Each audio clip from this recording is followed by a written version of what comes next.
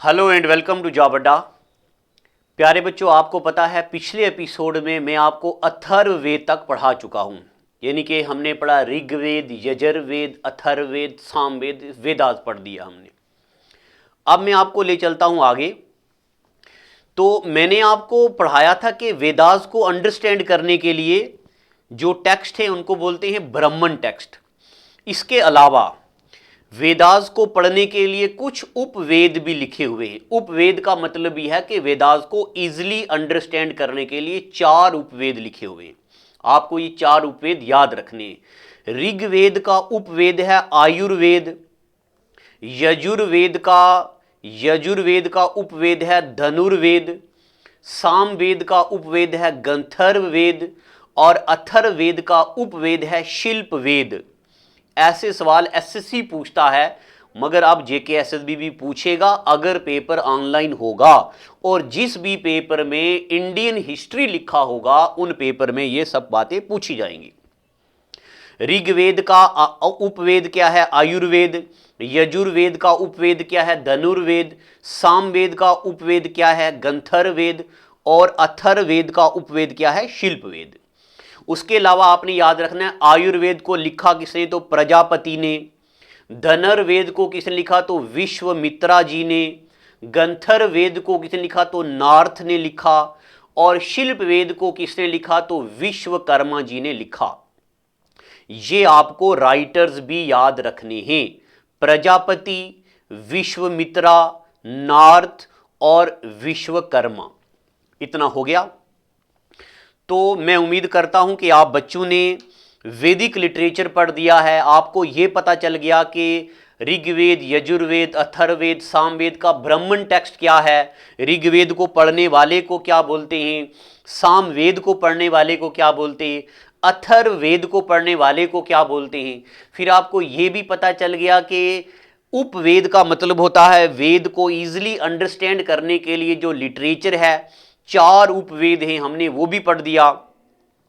इसके अलावा प्यारे बच्चों अब और होते, इसको बोलते हैं वेदंगाज। ये क्या पढ़ेंगे अब हम पढ़ेंगे वेदंगाज। तो जिस तरह अभी तक मैंने आपको ये पढ़ा दिया कि वेद को इजीली अंडरस्टैंड करने के लिए उपवेद हैं, वेद को इजीली अंडरस्टैंड करने के लिए ब्राह्मण टेक्स्ट है, उसी तरह वेद को इजीली अंडरस्टैंड करने के लिए वेदंगाज भी हैं। तो वेदंगाज में आपने क्या क्या बातें याद करनी है, देखो यहां लिखा है, मैं हाईलाइट करता हूं। These are written to understand Vedas. ये वेदास को अंडरस्टैंड करने के लिए लिखे गए हैं। They are not included in Vedic literature. बताओ जी कौन सा टेक्स्ट ऐसा है जो वेदास को अंडरस्टैंड करने के लिए लिखा गया है but it is not included in Vedic literature? तो वो है Vedangas. They are brief description of Vedas. वो वेदास के बारे में हल्की हल्की डिस्क्रिप्शन देते हैं, छोटी। They are known as Sutras. Vedangas को ही बोलते हैं हम सूत्रा। There are 6 वेदंगाज। वेदंगाज कितने हैं? 6 हैं। तो अभी तक जो बातें मैंने आपको बोली, आपने क्या क्या बातें याद करनी है? वेद को अंडरस्टैंड करने के लिए 6 टेक्स्ट हैं जिनको बोलते हैं Vedangas. They are written to understand Vedas और they are not included in Vedic literature. They are brief description of Vedas. They are also known as sutras और इनको बोलते हैं वेदंगाज। ये पता चल गया। अब इसके बाद आगे चलते हैं प्यारे बच्चों। ये जो मैंने आपको वेदंगाज बताए तो इनमें ये इन 6 बातों का जिक्र है। क्या क्या? देखिए, शिक्षा के बारे में लिखा गया है। तो शिक्षा का यहां पे मतलब है कि यानी कि प्रोनाउंसिएशन, जब भी हम कुछ पढ़ेंगे बोलेंगे कैसे, उसको बोलते शिक्षा। फिर हम काल्पसूत्रा। काल्पसूत्रा का मतलब होता है जब भी हम धर्म में कोई चीज पढ़ते हैं, रिलीजियस रिचुअल, यानी कि कोई बलि चढ़ानी है तो कैसे चढ़ानी है, कोई रिलीजियस काम हवन करना है तो कैसे करना है, जितने भी रिलीजियस काम हैं वो मेंशन है, इसको बोलते हैं काल्पसूत्रा। इसके बाद यहां पे देखो लिखा हुआ है व्याकरणा। व्याकरणा का मतलब होता है ग्रामर। जिस तरह आपने सुना होगा पाणिनि की एक किताब है अष्टदेई, ASTHDEYI। अष्टदेई का मतलब है पाणिनि ने एक किताब लिखी है 8 चैप्टरों की ग्रामर की किताब है, ये मैं आपको पढ़ा चुका हूं। फिर उसके अलावा है आगे देखो निरुक्ता। निरुक्ता का मतलब है एटाइमोलॉजी। एटाइमोलॉजी का मतलब होता है वर्ड की ओरिजिन, कौन सा लफ्ज कहां से निकला है। बिब्लियोग्राफी, ग्राफी का क्या मतलब है, आपने इंग्लिश ग्रामर में ये सब पढ़ा होगा। एटाइमोलॉजी वर्ड का रूट कैसे निकलता है। जिस तरह एक किताब है, किताबें आती हैं मार्केट में जिसमें एटाइमोलॉजी पढ़ते हैं, यानी कि वर्ड का ओरिजिन। फिर इसमें है छंद, छंद का मतलब होता है मीटर। फिर उसके बाद ज्योतिष, ज्योतिष यानी कि एस्ट्रोनॉमी इसमें पढ़ते हैं। और मीटर जो है ये पिंगाई ने लिखी है किताब, पिंगाई, PINGAI, पिंगाई ने किताब लिखी है मीटर। तो ये बातें आपको याद रखनी है। बताओ जी वेदंगाज में जिन 6 बातों का जिक्र है वो 6 बातें बताओ। या बताओ जी वेदंगाज में शिक्षा का जिक्र है तो शिक्षा का मतलब होता है प्रोनाउंसिएशन, काल्प सूत्रा का मतलब होता है सैक्रिफिशियल रिचुअल, व्याकरणा का मतलब होता है ग्रामर, और निरुक्ता का मतलब होता है इटाइमोलॉजी, छंद का मतलब होता है मीटर, और ज्योतिष का मतलब यानी कि एस्ट्रोनॉमी इसमें पढ़ते हैं। ठीक है। उसके अलावा पेपर में पूछा जाएगा बताओ वैदिक नाम क्या क्या हैं। जेहलम का वैदिक नाम है वितस्ता, लिख लो प्यारे बच्चों। जेहलम का वैदिक नाम क्या है, वितस्ता। रावी का वैदिक नाम है पुरुषिनी। व्यास का यानी कि व्यास का वैदिक नाम है बिपाशा। बिपाशा बासु नहीं है, खाली बिपाशा है। फिर उसके बाद सतलुज का है शतुद्री। सतलुज का वैदिक नाम क्या है, शतुद्री। गग्गड़ का वैदिक नाम है सरस्वती। चनाब का वैदिक नाम है अस्किनी। और सिंधु का वैदिक नाम है इंडस। ठीक है, ये नहीं, ये गलती होगी, इंडस का वैदिक नाम है सिंधु, ये उल्टा लिख दिया हुआ है। ठीक है, इंडस का वैदिक नाम है सिंधु, बाकी ये सारे हैं वैदिक नेम्स। तो मैंने आपको पढ़ा दिया वितस्ता, पुरुषिनी, बिपाशा, शतुद्री, सरस्वती, अस्किनी और इंडस, यानी कि सिंधु को बोलते हैं इंडस।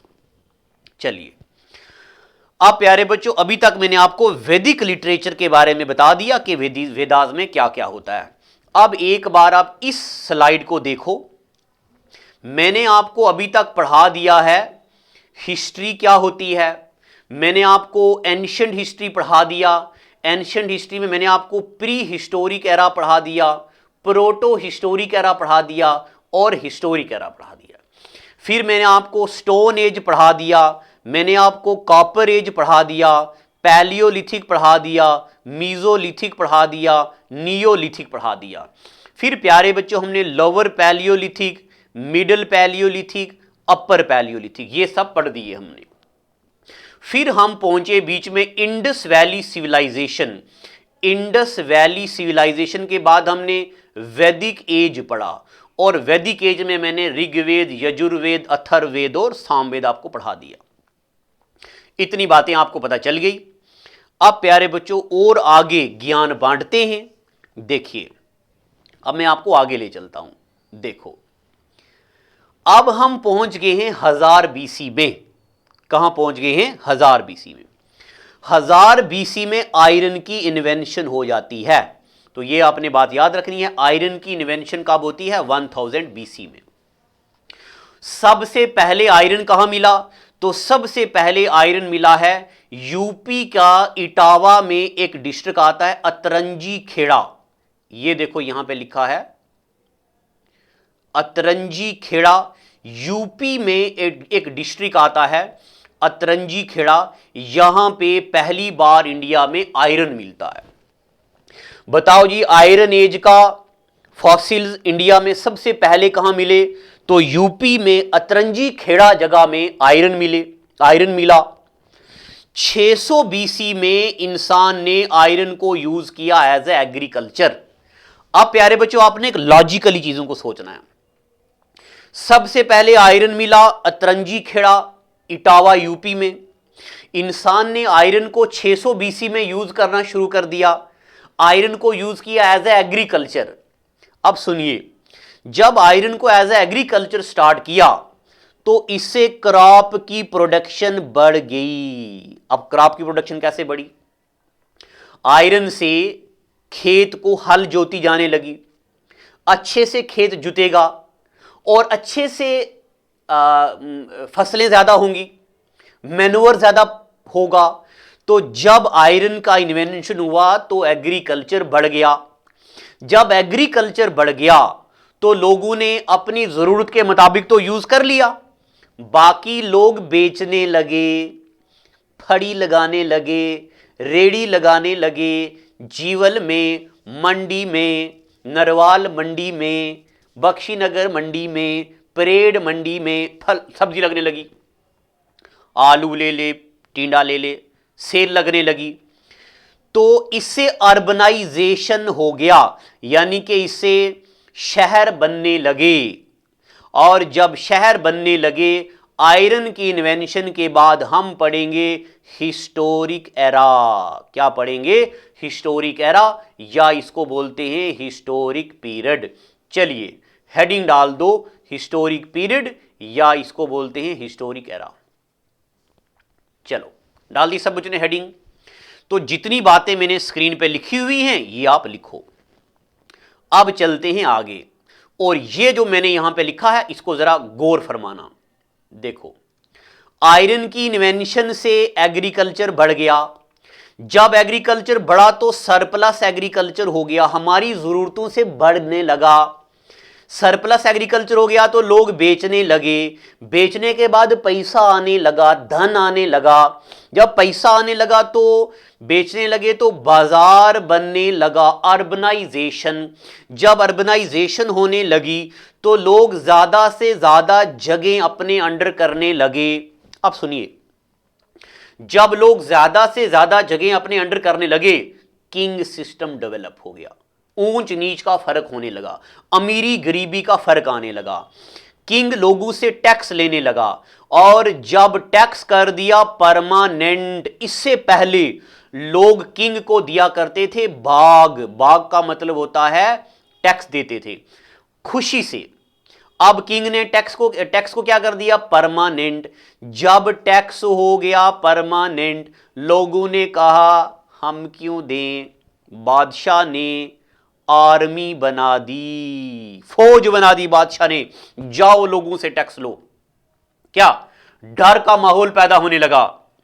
और इससे अब पहले प्राइमरी ऑक्यूपेशन थी एग्रीकल्चर, और सेकेंडरी ऑक्यूपेशन हो गया एनिमल हस्बेंड्री, और ये है बार्टर है, BORTER। बार्टर सिस्टम के बदले में करेंसी यूज होने लगी। ये बात आपने याद रखनी है, मैंने आपको बताया नहीं। इंडस वैली सिविलाइजेशन में बार्टर सिस्टम था। बार्टर सिस्टम मतलब ये पेन दो, माउस ले लो, कोई एक चीज दी दूसरी ले ली, इसको बोलते हैं बार्टर सिस्टम। यानी कि अब मार्केट भी आ गई, करेंसी भी आ गई, यानी कि अर्बनाइजेशन आने लगी 6th सेंचुरी BC में। इतना पता चल गया आपको? एक बार फिर से सुन लो। आयरन की इन्वेंशन से एग्रीकल्चर बढ़ने लगा। एग्रीकल्चर बढ़ने लगा तो इंसान की जरूरत से ज्यादा इंसान के पास हो गया। जब इंसान की जरूरत से ज्यादा इंसान के पास हो गया तो पैसा आने लगा। जब पैसा आने लगा तो इंसान जगह ज्यादा खरीदने लगा, ज्यादा अपने अंडर जगह करने लगा। जब ज्यादा जगह आने लगी तो ऊंच नीच का फर्क, अमीरी गरीबी का फर्क हो गया। टैक्स को कर दिया परमानेंट, टैक्स लेने के लिए आर्मी आ गई। अब सुनिए, तो प्यारे बच्चों, अब ये एरिया किसी बादशाह का था, तो हर बादशाह का मकसद हो गया कि एरिया बड़ा करना, बड़ा करना, बड़ा करना, बड़ा करना, ज्यादा से ज्यादा एरिया अपने कब्जे में कर लेना। अब इंडिया में बड़े बड़े शहर बन गए, जिनको बोला जाने लगा महाजनपदाज। क्या बोला जाने लगा? महाजनपदाज। तो हेडिंग डालो, हेडिंग डालो 16 महाजनपदाज इन इंडिया। इंडिया में कितने महाजनपदाज थे? 16। कितने महाजनपदाज थे? 16। अब प्यारे बच्चों, अब आप क्या करो, यहां से तो देखो, आपने क्या करना है, स्टेंसिल लेके इंडिया का पूरा मैप बना दो, और अगले एपिसोड में मैं आपको महाजनपदाज के बारे में पढ़ाऊंगा। ये देखो यहां पे बना हुआ है 1 2 3 4 5 6 7 8 9 10 11 12 13 14 15 और 16। अगले एपिसोड में मैं आपको पढ़ाऊंगा महाजनपदास के बारे में। महाजनपदास के बाद फिर मैं आपको बताऊंगा कैसे इंडिया में बुद्धिज्म और जैनिज्म फैलने लगा। ठीक है, फिर इसी तरह हम आगे धीरे धीरे धीरे मगध पढ़ेंगे, मगध में हरियांका डायनेस्टी पढ़ेंगे, शिशुनाग डायनेस्टी पढ़ेंगे, नंद डायनेस्टी पढ़ेंगे, अशोका पढ़ेंगे, तो ज्ञान बांटते जाएंगे आगे। तो आज का एपिसोड इतना ही रखते हैं, तो शेयर करते जाइए और इसको पढ़ते जाइए। Thank you, God bless you.